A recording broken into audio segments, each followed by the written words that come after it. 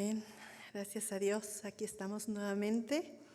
Vamos a meditar la palabra juntos, hermanos. Dios les bendiga. Ahora se dejaron venir y es una bendición que nos veamos, ¿verdad? Que estamos juntos. Y bueno, también allá en la transmisión agradecemos a Dios porque Dios nos une, ¿verdad? Estamos en ese mismo sentir. Vamos a abrir nuestra Biblia en Mateo, capítulo 7.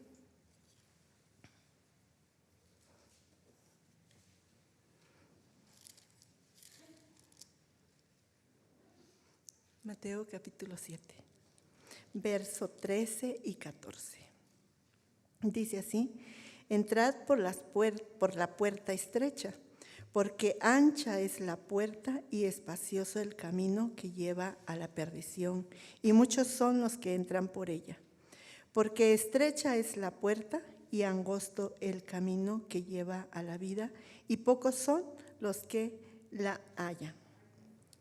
Muy bien, estamos meditando Mateo y ya ahora sí que va a ser la conclusión, ¿verdad? De los pasajes, la enseñanza que está dando Jesús del Sermón del Monte. Y algo que podemos notar durante estuvimos meditando es que en el capítulo 4 es la tentación, ¿verdad? De Jesús. Y vemos que Jesús obtiene victoria.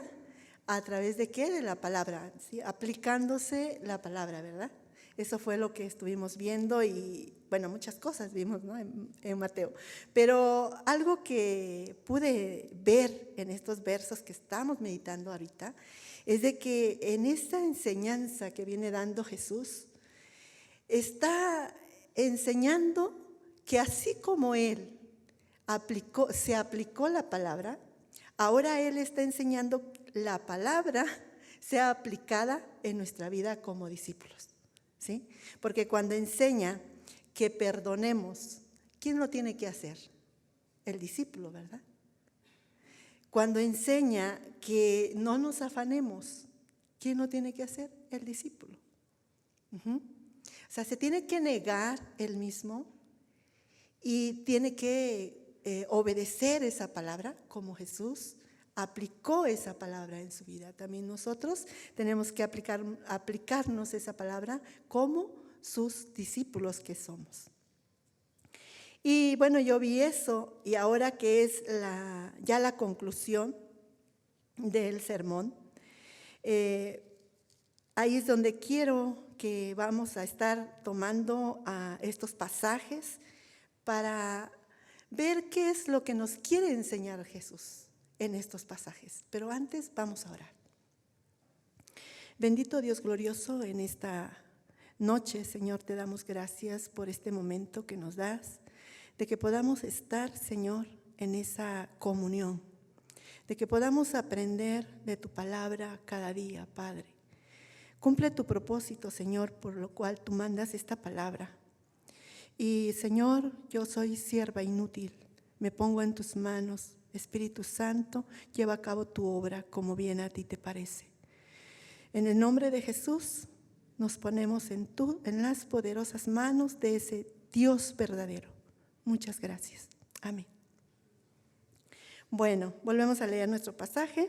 Dice en el capítulo 7, verso 13-14, dice: entrad por la puerta estrecha, porque ancha es la puerta y espacioso el camino que lleva a la perdición.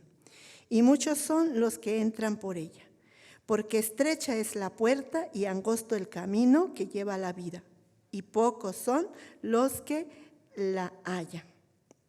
Estos versos que está utilizando aquí Jesús para enseñar que hay dos caminos y hay que decidir en cuál estar, estos versos, hermanos, ya Dios lo había hablado en Deuteronomio 30. Vamos allá. Deuteronomio capítulo 30.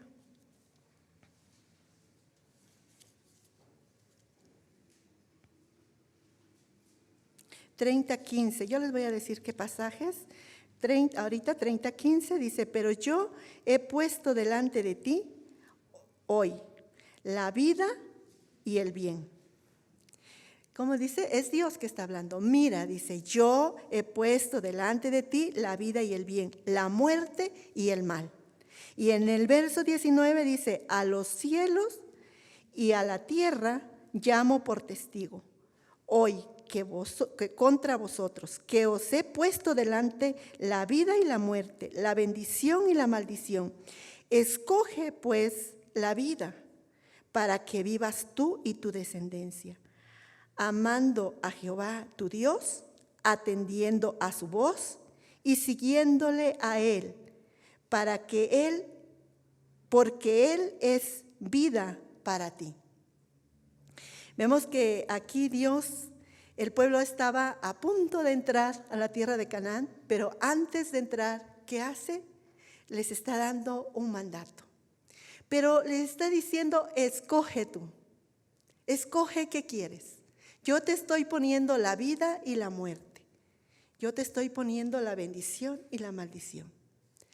Pero tú tienes la iniciativa. Escoge. ¿Qué quieres?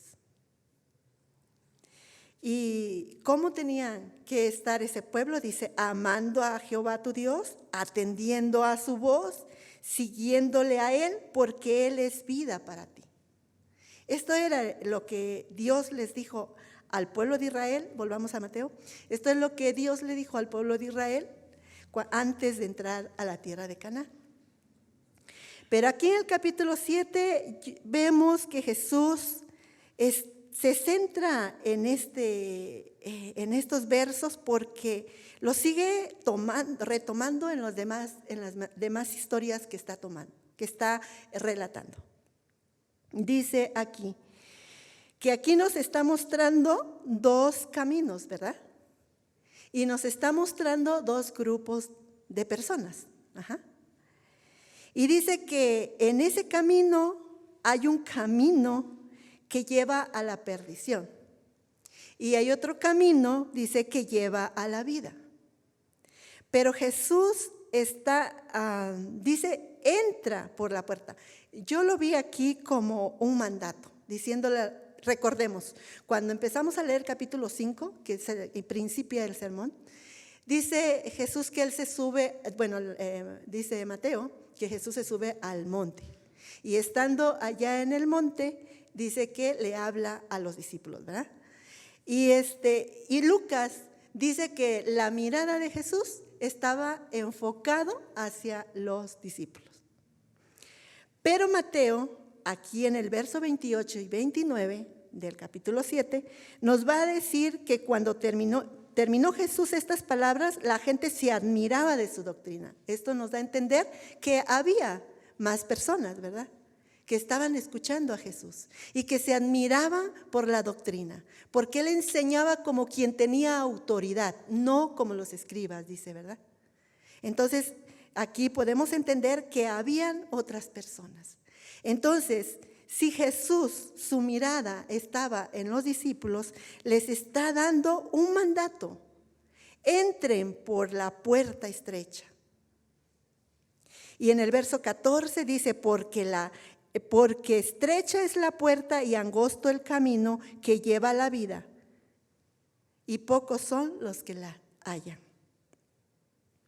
Aquí podemos ver que es un mandato para los discípulos, pero también es una invitación, porque estaban más gentes escuchando a Jesús.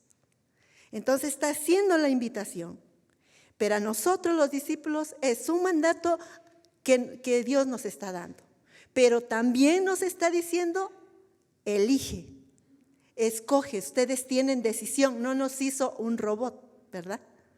Nos hizo con entendimiento. Escoge, fíjate bien qué te conviene. Un camino te lleva a la perdición, y es verdad, es amplio. Muchos quieren ir ahí, pero hay otro camino que es muy angosto y muy pocos quieren ir ahí. Pero tú elige, tú escoge por qué camino quieres ir. Apocalipsis, vamos a ver qué significa, que dice que espacioso es el camino que lleva a la perdición y muchos son los que entran por ella. Pero antes, vamos ahí en Mateo 43. Jesús está hablando en parábolas aquí. Mateo 43, 13, perdón. Mateo 13.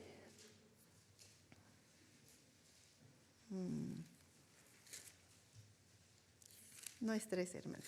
Sí, es 13, pero es verso 47. Bueno, está hablando, la parábola está diciendo que el reino de los cielos es semejante a una red, ¿no? Que agarran los pescados, pero la red agarra de todos los pescados, ¿verdad? Todos los peces. Y entonces lo trae fuera, pero fuera, ¿qué hace? Dice que los escoge, ¿verdad? Agarra lo bueno y lo malo, dice, lo desecha. Pero en el verso 49 dice, así será el fin de los siglos. Saldrán los ángeles y apartarán a los malos de entre los justos y los echarán en el horno de fuego. Allí será el lloro y el crujir de dientes.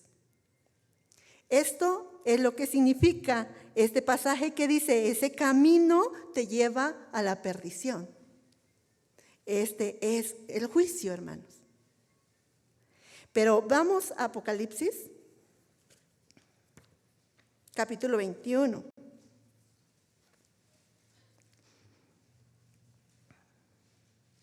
Dice, verso 8. Dice así, pero los cobardes e incrédulos, los abominables y homicidas, los fornicarios, hechiceros, los idólatras y todos los mentirosos tendrán su parte en el lago que arde con fuego y azufre, que es la muerte segunda. Hermano, en la Nueva Traducción Viviente, aquí donde dice que ese camino que lleva a la perdición, en la Nueva Traducción Viviente dice ese camino te lleva, que es el infierno. Y aquí Dios está diciendo, en Apocalipsis es Jesús que está hablando y está diciendo que hay un lago que arde con fuego y azufre. Ese camino es el que lleva hacia esa perdición, donde dice aquí, ¿no? Ese camino, muchos quieren entrar ahí, pero dice, pero ese camino los lleva a la perdición. Pero aquí dice, ¿no? Escojamos nosotros, lo leímos, ¿verdad? En Deuteronomio, escojan ustedes, ¿qué quieren? ¿La vida o la muerte? Elijan. Miren, hermanos, vamos a leer lo que sigue, dice en el 15, guardaos de los falsos profetas que vienen a vosotros con vestidos de ovejas, pero por dentro son lobos rapaces. Por sus frutos los conoceréis. ¿Acaso se recogen uvas de los espinos o higos de los abrojos? Así todo buen árbol da buen fruto, pero el árbol malo da frutos malos. No puede el buen árbol dar malos frutos, ni el árbol malo dar frutos buenos. Todo árbol que no da buen fruto es cortado y echado en el fuego. Así que por sus frutos los conoceréis. Está diciendo Jesús, después de enseñarles que hay dos caminos y que ellos permanezcan en ese camino angosto, que no vayan por ese camino espacioso. Después de decirles eso, se enfoca Jesús o se interesa en los discípulos en decirles que hay falsos profetas que vienen vestidos de ovejas. ¿Qué significa esto? Que van a ser parecidos, que van a utilizar la palabra, pero distorsionado. Y Jesús dice, hay peligro ahí, tengan mucho cuidado, guárdense, ¿sí? Estén alerta. Pero dice, pero por su fruto lo van a conocer. Pero hermanos, si vamos en 1 Timoteo capítulo 6,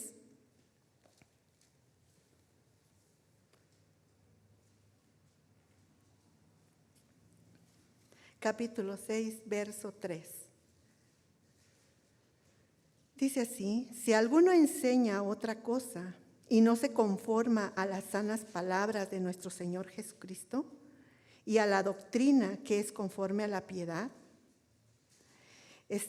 dice que va a llegar algunos, y más adelante lo va a seguir diciendo, pero esos dice que van a llegar enseñando no las palabras del Señor Jesucristo. Y van a enseñar la doctrina que no van a enseñar la doctrina que es conforme a la piedad. ¿Qué significa esto? Que no van a enseñar cómo conducirse a una vida en sumisión a Dios. No van a enseñar eso. Mire, ¿qué es lo que van a hacer estos? En el verso 4, están envanecidos, nada sabe, y delira acerca de cuestiones y contiendas de palabra, de las cuales nacen envidias, pleitos, blasfemias, malas sospechas, disputas necias de hombres corruptos, de entendimiento y privados de la verdad, que toman la piedad como fuente de ganancia. Apártate de los tales, dice Pablo a Timoteo. Estos van a llegar y van a llegar a enseñar, van a tomar como la palabra, lo van a tomar, pero lo van a distorsionar. ¿Con qué fin? De sacar ganancias. Pero estos van a hacer que haya división, van a hacer que haya envidia, van a hacer que se envanezca. Esto es lo que van a enseñar, eso es lo que van a transmitir estos falsos profetas. Jesús entonces, vamos otra vez a Mateo, Jesús entonces está diciendo a los discípulos que si ya entran en esa puerta angosta, tienen que cuidar, tienen que estar alerta, porque estos van a llegar. Y creo que hasta hoy en día, ¿verdad, hermanos? Estos falsos profetas están. Y seguirán estando. Estaban desde el tiempo de Moisés, de los reyes, ¿se acuerdan? Ahí estaban los falsos profetas. Bueno, entonces, hermanos, vamos a seguir leyendo. Vamos a leer estos versos que está como, bueno, ustedes me van a decir cómo están, verso 21 hasta el 23. Dice: no todo el que me dice Señor, Señor, entrará en el reino de los cielos, sino el que hace la voluntad de mi Padre que está en los cielos.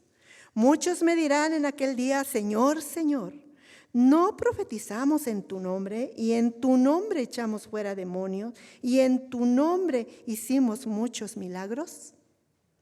Entonces les declararé: nunca os conocí, apartaos de mí, hacedores de maldad. Anteriormente nos había dicho Jesús que esos falsos profetas van a ser conocidos por sus frutos, ¿verdad? Pone de ejemplo un árbol que da buen fruto, no puede dar malos frutos, ¿verdad? Entonces viene diciendo eso. Pero ¿cómo ve usted esto? Que estos hombres dice que en el nombre de Jesús profetizaban. ¿Qué es profetizar? Predicaban. En el nombre de Jesús lo hacían. En el nombre de Jesús hacían sanidades, hacían milagros. En el nombre de Jesús echaban fuera demonios. Pero entonces, ¿por qué Jesús le dice: nunca os conocí, apártense de mí? Parece que a nuestro parecer, de acuerdo a nuestra perspectiva, podemos notar, estos hombres hacían cosas buenas y lo hacían en el nombre de Jesús. Y nosotros lo podíamos calificar como un árbol de frutos buenos, ¿verdad? ¿Verdad que sí? De acuerdo a nuestra perspectiva. Pero nosotros estamos acostumbrados a calificar a las personas por sus obras. Y calificamos a las personas diciendo: esta hermana o hermano predica, es un siervo de Dios, es un hombre que se consagra a Dios. Este hermano ofrenda mucho, diezma mucho. Es un hombre que está consagrado a Dios. Calificamos a las personas de esta manera, ¿verdad? Los vemos y decimos, es una gran sierva de Dios, un gran siervo de Dios. Estamos acostumbrados a calificar a las personas de esta manera. Pero ¿qué dice Jesús al principio? No todo el que me dice Señor, Señor, entrará en el reino de los cielos, dice, ¿verdad? Sino ¿quiénes? El que hace la voluntad de mi Padre que está en los cielos. Entonces, ¿cómo podemos entender estas obras? Si Jesús está diciendo que solamente va a entrar en el reino de los cielos aquel que hace la voluntad del Padre. Es que nosotros nos hemos equivocado, ¿verdad? Hemos calificado mal o calificamos mal a las personas. Los vemos bien y decimos, es un gran hombre de Dios. ¿Por qué? Porque hace esto, porque hace lo otro. Me gustó mucho, escuché a Paul y estaba escuchando, es un gran pastor, y estaba escuchando su mensaje y algo que me quedó muy grabado, ya hace tiempo que lo escuché, y me quedó grabado ese pensamiento o ese ejemplo que puso. Él decía que si él lo decía que un periodista va a entrevistar, pero nosotros lo vamos a ver así. Si nosotros vamos a la calle y le preguntamos a una persona, ¿amas a Dios? ¿Vas a ir al cielo? Esa persona nos va a decir que sí. Va a decir, sí, claro que sí. ¿Y por qué? ¿Por qué vas a ir al cielo? ¿Por qué crees que vas a ir al cielo? Y ella va a decir, porque no hago mal a nadie, porque me porto bien, porque soy bueno. Pero si le preguntamos a un cristiano, un creyente, ¿vas a ir al cielo? ¿Amas a Dios y vas a ir al cielo? Y me va a decir, claro que lo amo y sí voy a ir al cielo. Y yo le voy a preguntar, ¿por qué? ¿Por qué vas a ir al cielo? Y me va a decir, porque vengo a los cultos, porque diezmo, porque ofrendo, porque soy cristiano, porque un día hice mi decisión, tomé la decisión. Eso me va a decir. Pero si le preguntamos a una persona que realmente tiene comunión con Dios, con la palabra, ¿sabe qué contestaría? Me dijera, sí voy a ir al cielo, pero no porque soy bueno.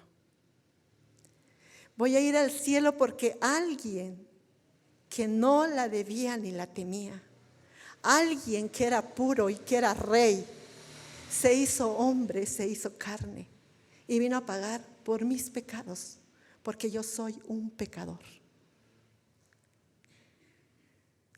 Alguien vino y pagó por mí, pero yo soy un pecador. La persona que entrevistaba decía, puede decir, ¿qué le pasa a este hombre? Es un pecador y como dice que va a ir al cielo. Pero si los otros dijeron que son buenos y que es un pecador, dice que va a ir al cielo. Pero esta es la respuesta correcta. Vamos al reino de Dios. ¿Por qué? Porque obedecemos la voluntad del Padre. Porque Cristo ya pagó por nuestros pecados. Y ahora estamos dentro de ese reino. Y ahora estamos bajo esa obediencia, bajo ese gobierno, viviendo en ese camino angosto. Entramos en ese camino angosto. Hemos tomado la decisión de seguir en ese camino. Por eso somos salvos, hermano. No por obras. Pero estos hombres, su fe estaba basada en obras. Mire cómo llegan ante Jesús. Le van a decir, Señor, Señor. O sea, ¿cómo se refieren a Jesús? Señor, o sea, quiere decir, hemos tenido comunión contigo, ¿verdad? Así, Señor, Señor.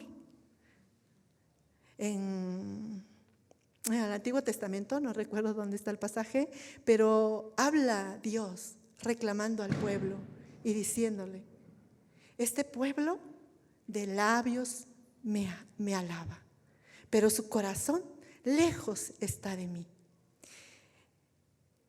Dios, hermanos, no le importan las declaraciones que hagamos, ni los sentimientos de intimidad que tengamos a favor de Jesús o a favor de Dios.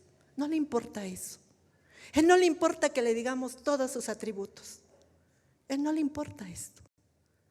¿Sabe qué quiere Dios? Que realmente le reconozcamos lo que Él es, Dios mismo. Y llevemos a cabo su obra de salvación en nuestra vida. Que nos dejemos moldear por ese Dios. Porque mire, hermano, qué terrible que estos hombres que habían puesto su fe en las obras, qué terrible, ¿no? Que un día lleguen ante el Señor y les diga: apártense, yo nunca los conocí. Ustedes que vivían quebrantando la ley,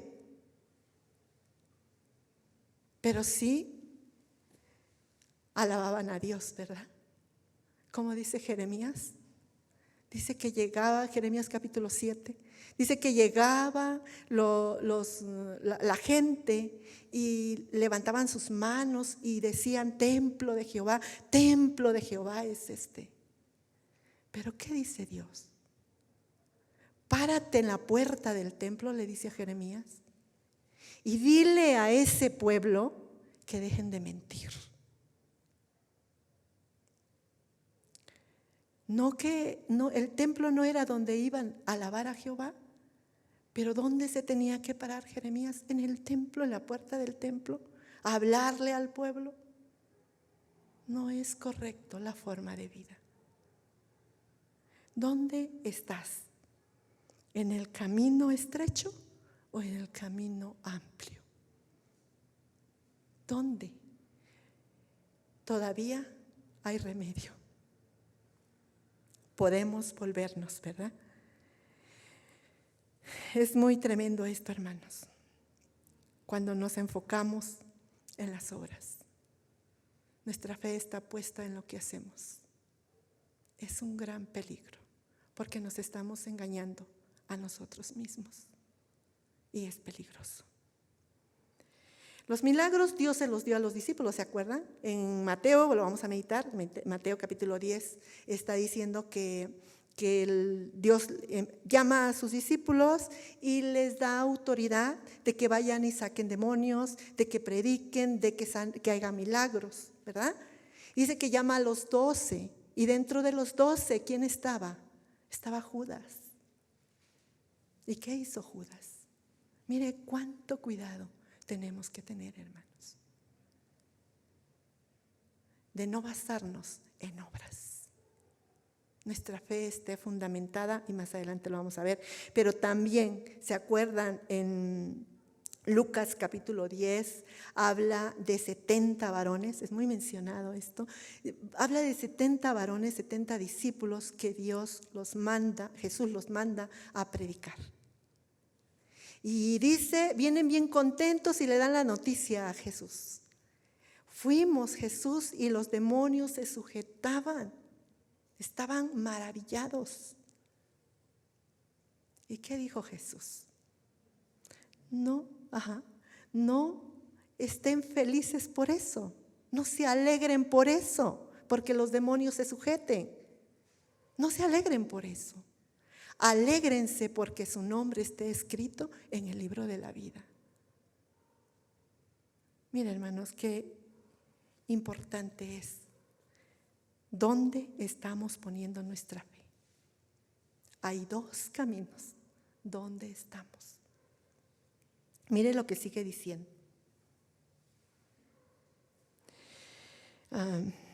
En el verso 24.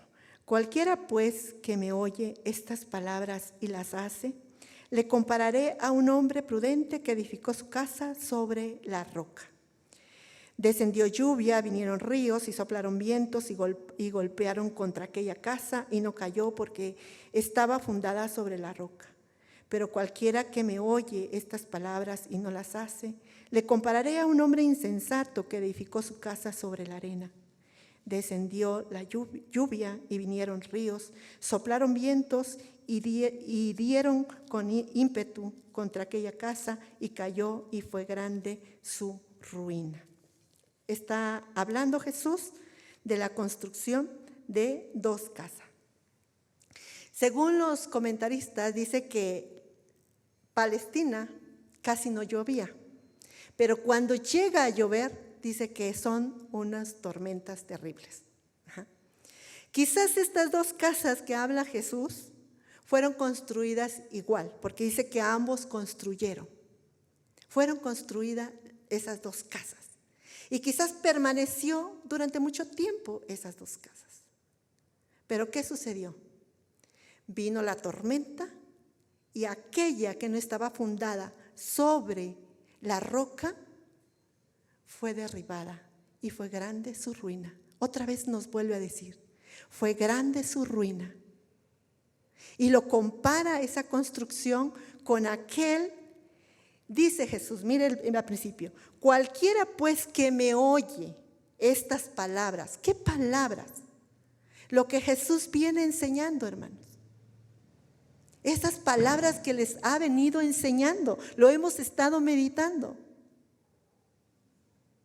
Esas palabras que está hablando Jesús, si las llevamos, las hacemos real en nuestra vida, entonces Jesús nos compara con un hombre prudente. Pero si no obedecemos esa palabra, nos está comparando con un hombre insensato, que no supo dónde edificar. Este hombre oyó la palabra y ¿qué hizo? Obedeció. Eso quiere decir lo que decía anteriormente, que va a entrar al reino de los cielos aquel que hace la voluntad del Padre. ¿Sí nos damos cuenta, hermanos? ¿Cómo es la enseñanza de Jesús? Nos está poniendo dos caminos, hermanos. Ya está terminando el sermón del monte. Está concluyendo. Pero al concluir, da este mensaje. Hay dos caminos y hay dos tipos de personas. ¿En cuál quieres ir tú? ¿En aquel que basa su fe en las obras? ¿O en aquel que medita la palabra, la escucha y la lleva en práctica? ¿En cuál quieres estar?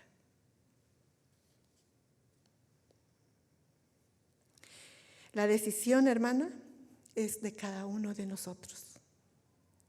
Y les vuelvo a repetir, tome la decisión. Me gustó Deuteronomio porque Dios dice, escoge tú qué camino tomar. Tú escógelo. Es tu decisión. Ahora, yo no quería tomar este punto, pero parece que tengo un poquito de tiempo. Estaba meditando este pasaje, entrar por la puerta estrecha. Es ir en obediencia de la palabra, hermanos. Pero cuando meditaba este pasaje, yo recordaba, y creo que la mayoría, han ido en caminos estrechos, en carretera, ¿verdad? Y a veces hay curvas. Nosotros nos ha tocado ir a Veracruz, a Piña y también a Cruz Verde. Y en Piña hay muchas curvas. Y las primeras veces que iba, yo iba tensa, yo iba frenando con el que iba manejando, porque iba tensa. Hay muchas curvas, y yo veía la carretera muy angosta, así la veía. y tenía temor. Pero tanto que caminé por esos caminos, que últimamente, ¿sabe qué hago? Lo disfruto, porque no se imagina qué precioso está esa carretera. Ahora la disfruto. Hay vegetación verde, siempre está verde. Y mis ojos se alegran ver toda esa creación. Voy disfrutando. La vida cristiana, hermanos, es así. A principio, cuando comenzamos la vida cristiana, vienen las pruebas, vienen las luchas. Parece que queremos tirar la toalla y parece que ya no podemos. Pero ¿sabe qué, hermanos? Como cristianos tenemos que vivir gozosos, aprender a vivir con las circunstancias. Debe de ponerse a pensar que no es solo usted que está sufriendo. Hay muchos que están sufriendo. Aún los que no son cristianos sufren.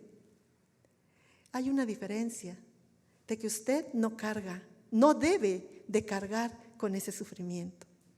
Debe llevarlo a los pies de Cristo, que Él lo lleve. Porque es verdad, vas por ese camino angosto y parece que todos te oprimen. Eso es verdad. Pero cuando aprendes, hermano, a ver a Jesús, ya no sufres así. Y no te voy a decir que no sufres, sufres, pero ya no así. Ya no con lamentos y lamentos. ¿Cómo estás? Es que ahora esto, es que ahora aquello, es que ahora... No, hermanos, disfrute. Tiene más de lo que ya no tiene quizás.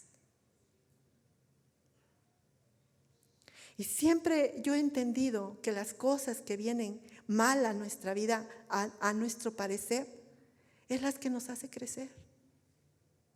En realidad son las que nos hace crecer. Entonces nada viene por casualidad en nuestras vidas. Viene porque Dios quiere formarnos. Entonces cuando usted entiende eso, ya no vive en tristeza, en dolor, en calamidades. Aprende a disfrutar lo demás que tiene. Tiene más de lo que se le fue quitado quizás. Usted decide entonces, hermano, en qué camino quiere caminar.